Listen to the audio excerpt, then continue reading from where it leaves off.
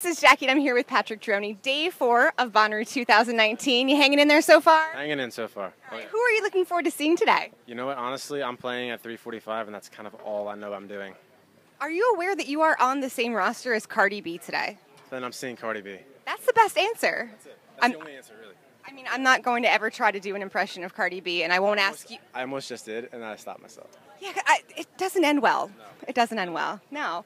But you've been playing music for a while with some really big legends. I mean, not Cardi B, but, you know, B.B. King, The Roots, Macy Gray. How have those greats influenced your sound? Oh, greatly.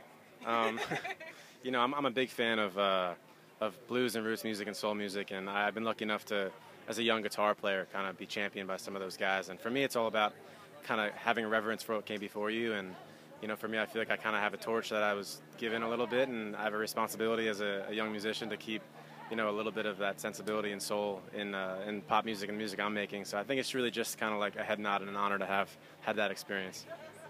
So Stand and Deliver was a big hit, but what song on your EP best represents your overall sound? Wow. Stand really does kind of hit that sweet spot as you know, melodic and big and anthemic, soulful, but I think Ruined is maybe the closest to my heart, as just kind of like, that was one live take, down home soul, you know, straight to it. That's the one that I have most fun playing live too. Yeah.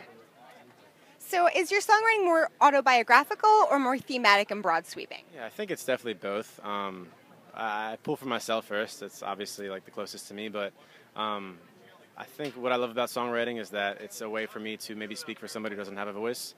So if I feel something, I know that theme will resonate with somebody out there who can't, you know, doesn't have a way to articulate that for themselves. So kind of half and half.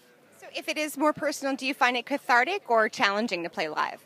Oh, interesting. I'd say it's cathartic. I think once it leaves my hands, it really becomes something different and something new. And I take people's stories that they'll send me notes and what it means to them. So I kind of channel that energy. But you know, some songs are really, really emotional, but that just helps the performance, honestly. I like that. Is there a song that you have that you would never play live? No. No. I like that answer. You got to change things up.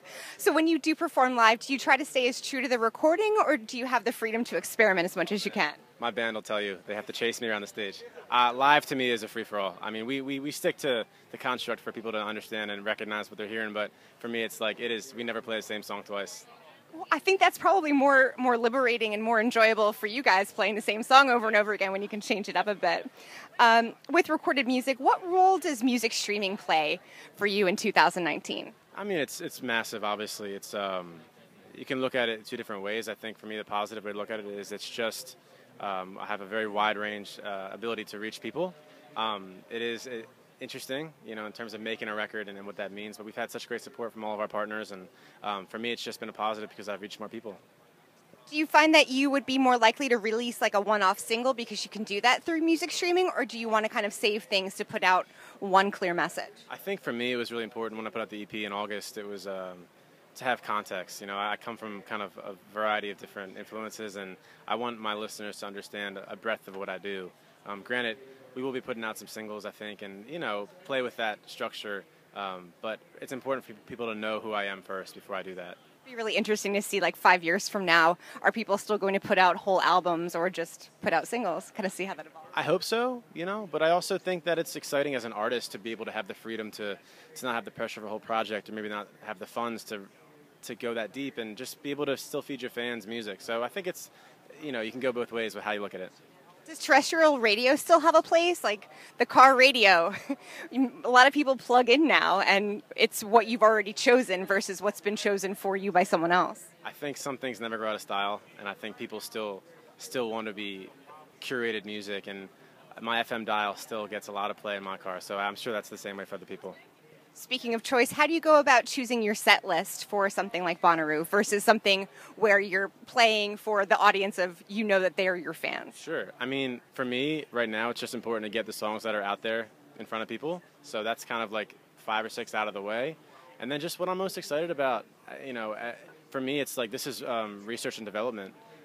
You know, I'm going into the studio in a couple of weeks to cut the next batch of tunes, and this is like the perfect place to test some stuff out. So that's kind of how I dictate.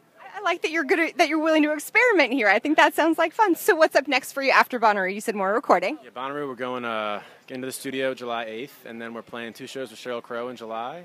Then we got ACL coming up, and just, got some fun stuff in the wings. Sounds like you've got a really busy rest of 2019. Enjoy yourself. Stay tuned for much more from Patrick Droney. This is Jackie. Thanks to In the Key of Change and Chorus FM.